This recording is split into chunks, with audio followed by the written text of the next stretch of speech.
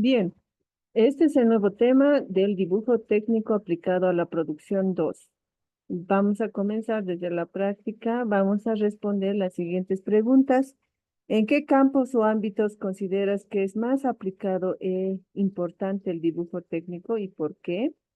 ¿Cómo ha evolucionado la aplicación del dibujo técnico con el avance de la tecnología y la introducción del software de diseño asistido por computadora CAD? Es un programa, ¿no? CAD, que ayuda a diseñar lo que es planos arquitectónicos. ¿De qué manera el dibujo técnico facilita la comunicación entre profesionales de diferentes disciplinas en un proyecto? Bueno, esas tres preguntas van a ir respondiendo.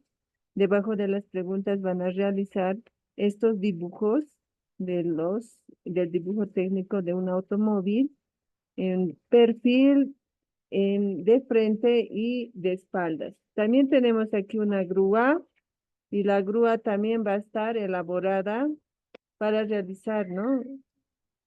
Lo que es el dibujo técnico. Actividad. Después de que hayamos dibujado nuestros dibujitos, dibujamos un edificio de acuerdo a tu imaginación y creatividad, utilizando una temática en particular. Seguidamente vamos a realizar lo que es la teoría, ¿no? Y ahí vamos a encontrar diferentes teorías, ¿no? Vamos a encontrar lo que es la escala. ¿Qué es la escala? La DIN ISO 5455 establece que la escala es la relación de la medida lineal de una longitud representada por un dibujo original y a su dimensión real de la misma magnitud. Para una mejor asimilación se la expresa con la siguiente ecuación, ¿no? Aquí tenemos el ejemplo de las escalas: reducción, y natural y ampliación. Reducción es cuando tenemos 1.2 y al estado natural sería su ecuación, ¿no? Su ejemplo de escala 1 en 1. Y este sería el tamaño real, ¿no? 1 por 1, 1 centímetro o 10 centímetros por 10 centímetros. Y en la escala de ampliación está 2 por 1. Está al inverso de 1 por 2, ¿no? O 1 en 2. En el ejemplo encontramos, ¿no? Dimensiones de un cuadrado. Entonces ahí tenemos 10 centímetros por 10 centímetros. Pero en este caso está en su tamaño de reducción, en escala 1 en 2. Y aquí tenemos el natural, que es 1 en 1, y aquí tenemos la ampliación de 2 en 1, ¿no? Por lo tanto, las escalas nos permiten representar dimensiones para poder dibujarlas en un formato normalizado, ya que son medios con los cuales podemos aumentar o disminuir equitativamente los tamaños o dimensiones de un objeto respecto de su medida real.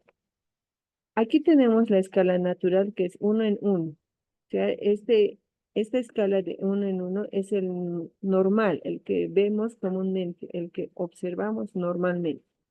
En la escala de reducción tenemos 1 en 2, 1 en 5, 1 en 10, 1 en 20, 1 en 50, hasta 1 en 100.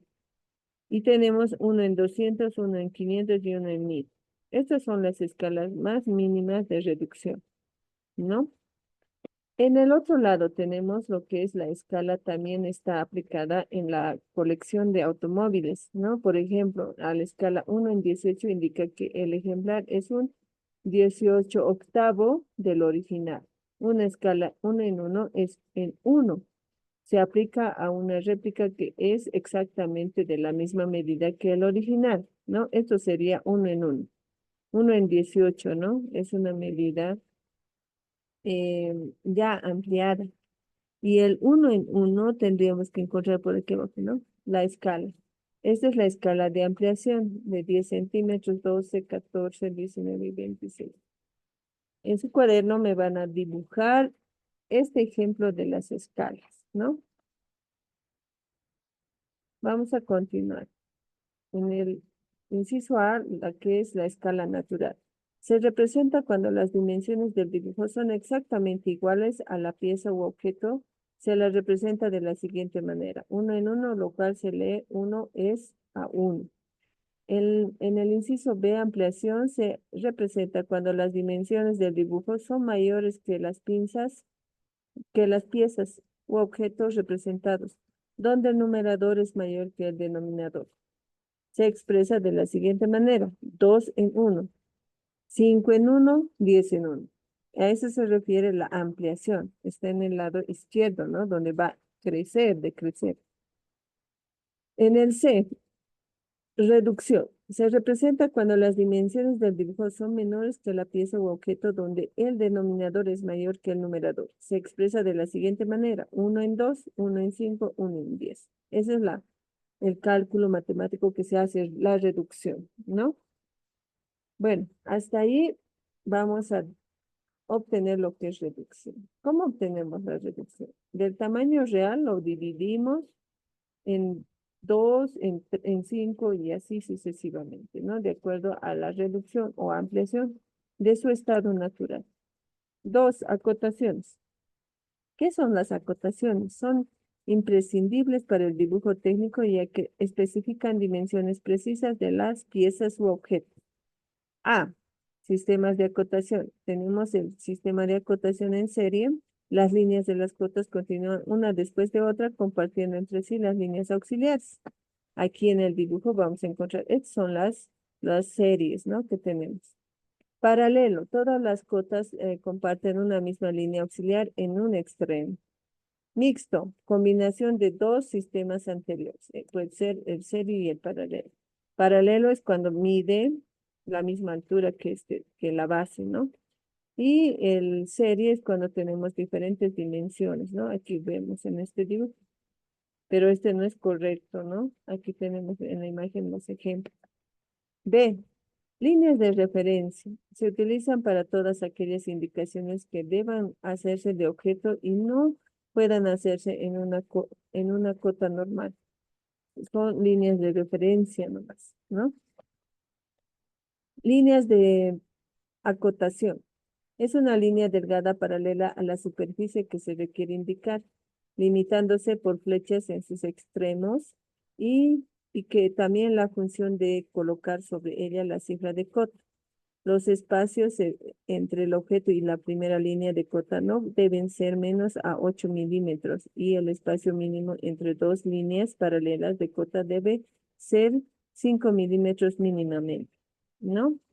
Aquí tenemos las líneas de cota también. Lo correcto es esto, ¿no? Dice la línea de cota es una línea delgada paralela. Esta es la línea de cota, ¿no?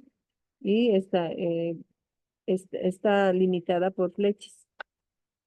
Bueno, ahora vamos a ir a la D, la cota. Se llama cota el número de cifra que indica las unidades, centímetros, milímetros, etcétera. ¿En qué está medido el objeto dibujado? Una cota específica es una medida determinada en una dimensión lineal y sus partes son: cifra expresa el número de la magnitud bajo una escala determinada. Línea de cota expresa la medida mediante una línea fina. Líneas auxiliares indican el inicio y el fin de la línea de cota mediante líneas perpendiculares. Flechas expresan el límite de la cota que se encuentra al límite de la línea de cota. ¿Ya? La línea de cota es, es, es esta línea, ¿no? Es la que va a dar las dimensiones del tamaño de la superficie, ¿no? Y las flechas van a expresar el límite de la cota. O sea, de aquí hasta aquí nomás es una línea de cota, ¿no? Y las flechas son los limitantes. Línea de referencia. En el gráfico que tenemos, esto es lo correcto, ¿no? Que se debe de hacer las líneas de cota.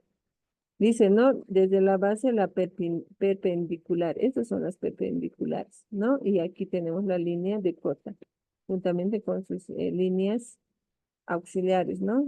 Estas son las líneas auxiliares las que hacen la elevación.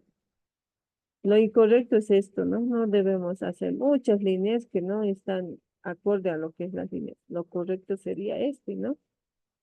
Tenemos aquí una medida y aquí otra medida.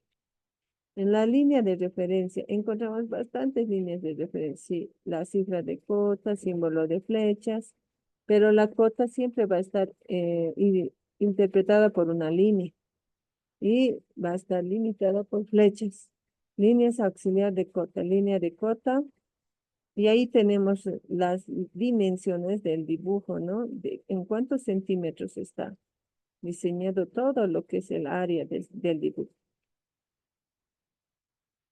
Bueno, hasta ahí tenemos las líneas de cota.